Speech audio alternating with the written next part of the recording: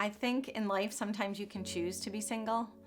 Sometimes you can't. Sometimes it's forced upon you. But when you're married, you really don't want to be single.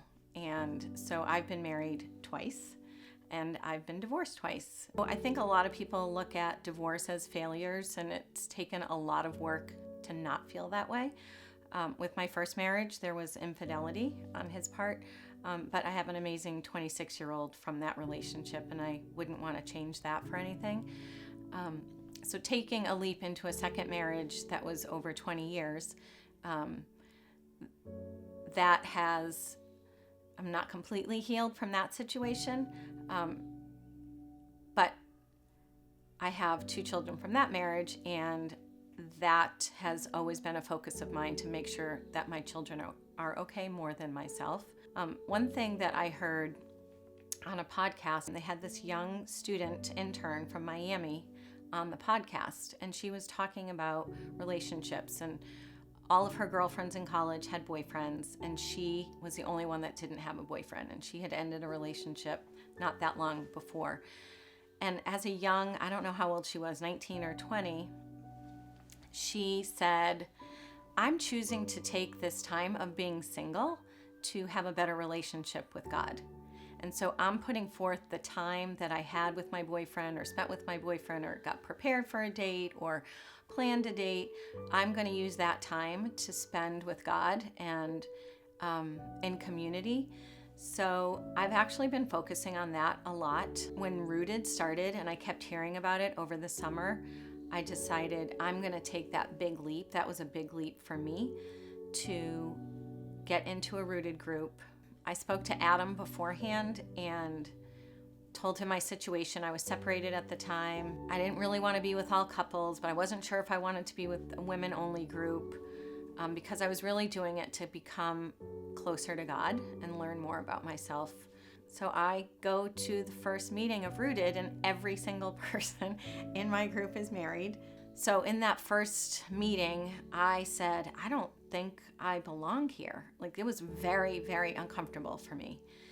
And I prayed about it all week. I think I was negotiating with God, and God said, I put you in this group for a reason, so you need to stick it out. And I did, and it was the best thing. And I was so excited about the beginning to the end of Rooted. I got baptized, and then I made a commitment to be a facilitator for a Rooted group. Those 2 events, joining Rooted and facilitating, is the first time I felt in community with the church. I had 12 people I knew every Sunday that I could see at church, and they said hello to me and they hugged me, and then when I facilitated the group, I had 12 more people or 10 more people that were in part of my community.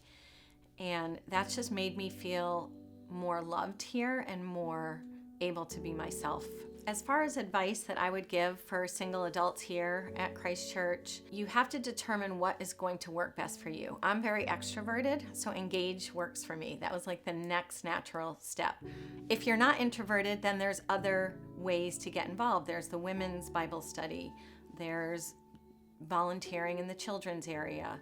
But I think determine your personality, and maybe it's doing online chat on Sunday with somebody and really being vulnerable if you're more comfortable behind a computer than you are in person. I also think that speaking to God openly and honestly is really important. I've never been angry at God, but I've questioned sometimes, like, I don't want to do this again. Don't want to let my kids down. But lean on Him and ask for help. I think a lot of times we don't ask, and He knows what we need, but He just wants us to ask and come to Him, be closer. So I'm not gonna lie that like that word contentment and being single can be challenging.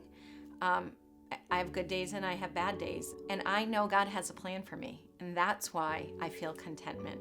I feel peace with Him because I trust Him, but the Holy Spirit is in me, and how I handle myself can make somebody else smile for the day or be vulnerable enough to come to me maybe after this and talk to me about the journey. And it's continuing. It doesn't just stop. But I know that I'm coming into a new stage of my life, and I'm able to give more time to the church.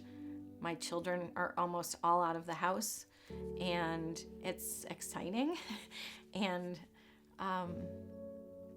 not sad. I mean, I like them to spread their wings and move on to the next phase of their life, but I'm also looking forward to the next phase of my life.